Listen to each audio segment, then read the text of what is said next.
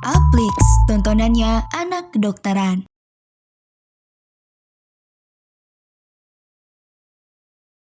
Halo teman APETS, kembali lagi bareng aku, Kak Adel.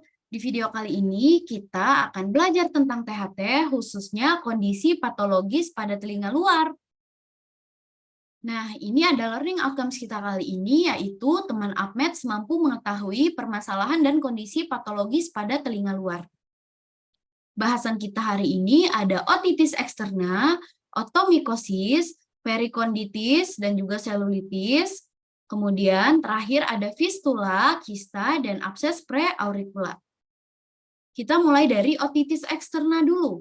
Nah, ini adalah peristiwa di mana terjadi peradangan pada kanalis akustikus eksterna dan atau daun telinga yang disebabkan infeksi. Otitis eksterna sendiri itu dibagi menjadi 3, ada yang otitis eksterna furunculosa atau sirkumkripta, kemudian ada otitis eksterna diffusa, dan otitis eksterna maligna atau necrotizing. Untuk otitis eksterna furunculosa atau sirkumkripta, lokasinya itu sepertiga lateral atau pars cartilaginosa. Infeksinya pada folikel rambut atau glandula sebacea. Penyebabnya bisa karena Staphylococcus aureus atau Staphylococcus albus. Untuk otitis eksterna diffuse, biasanya lokasinya pada 2/3 medial. Infeksinya akan menyebabkan inflamasi diffuse dan membran timpani sulit dievaluasi. Penyebabnya paling sering oleh pseudomonas, bisa juga karena gram negatif. Untuk otitis eksterna maligna atau necrotizing, dia lokasinya diffuse, sering karena suatu komplikasi dan banyak pada penderita diabetes mellitus. Bahkan bisa menyebabkan paresis nervus 7. Penyebabnya bisa karena Pseudomonas aeruginosa. Nah, biasanya baik itu otitis eksterna furunculosa, diffusa, bahkan sampai maligna, klinisnya itu keluhannya nyeri, telinga terasa penuh, otorea, dan dapat terjadi penurunan pendengaran dan nyeri tekan tragus. Terapinya beda-beda. Untuk yang furunculosa atau sirkumkripta, kita bisa lakukan ear toilet, berikan salep atau tampon iktiol, berikan antibiotik polimixin B atau basitrasin. Jika ada abses, kita lakukan insisi. Kemudian untuk yang diffusa, terapinya itu sama, diberikan ear toilet, tampon iktiol, antibiotiknya juga sama. Bahkan mungkin perlu diberikan antibiotik sistemik. Untuk yang maligna, kita lakukan ear toilet, atasi DM, kemudian antibiotik first line-nya ada quinolone seperti ciprofloxacin, levofloxacin, itu diberikan per oral. Oke, lanjut ke otomikosis. Otomikosis ini adalah infeksi jamur di liang telinga. Bisa disebabkan karena Pityrisporum, Aspergillus, kadang juga Candida albicans. Gejala dan tandanya, telinga tuh terasa gatal dan ada rasa penuh, tapi seringkali asimptomatik. Kalau disebabkan oleh Pityrosporum, dia terbentuk sisik seperti ketombe. Dan karena ini jamur, biasanya ditemukan hifa dan juga spora. Tata laksananya tentu saja kita bersihkan liang telinga. Terapinya untuk first line-nya diberikan clotrimazole, bisa krim, bisa per oral. Untuk second line-nya itu ada nystatin drop, dan third line-nya ada ketoconazole, krim, dan per oral. Lanjut ke hematoma aurikular dan juga perikondritis dan selulitis. Bedanya apa? Kalau hematoma aurikular, dia lokasinya hanya di pinna dan atau lobus saja. Gejalanya ada krepitasi dan tampak darah. Kalau perikondritis, dia lokasinya di pinna.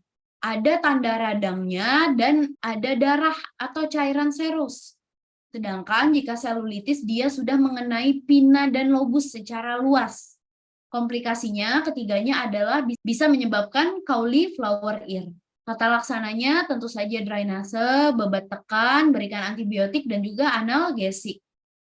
Nah, ini perbedaannya ya, hematoma aurikular, perikondritis, dan juga selulitis. Nah, ini selulitis yang paling ujung, sebelah kanan, ini sudah mengenai pinna dan lobus ya, jadi keseluruhan telinga.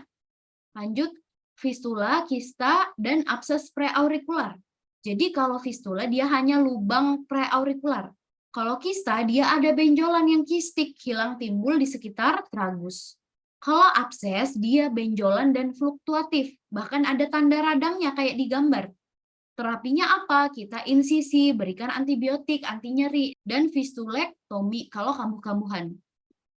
Oke, lanjut ke bahasan terakhir kita, yaitu cerumen obstruran dan corpus alienum. Mulai dari cerumen dulu. Ini adalah akumulasi material sebaceous dan hasil sekresi apokrin dari glandula ceruminosa yang berkombinasi dengan epitel desquamasi dan rambut berukuran cukup besar atau konsistensi cukup keras, sehingga menutup CAF. Nah, klinisnya itu ada rasa penuh, pendengaran berkurang, nyeri pada telinga, bahkan memberat jika kemasukan air. Terapinya tergantung. Kalau konsistensi serumennya cair sampai lunak, pakai pelilit kapas. Kalau dia padat lunak, pakai kait atau kuret. Kalau padat keras, kita lunakkan dulu dengan karbogliserin 10% atau H2O2 3% selama 3 hari, kemudian irigasi. Lalu, untuk korpal alienum, ini adalah benda yang berasal dari luar tubuh atau dari dalam tubuh yang dalam keadaan normal tidak ada di telinga.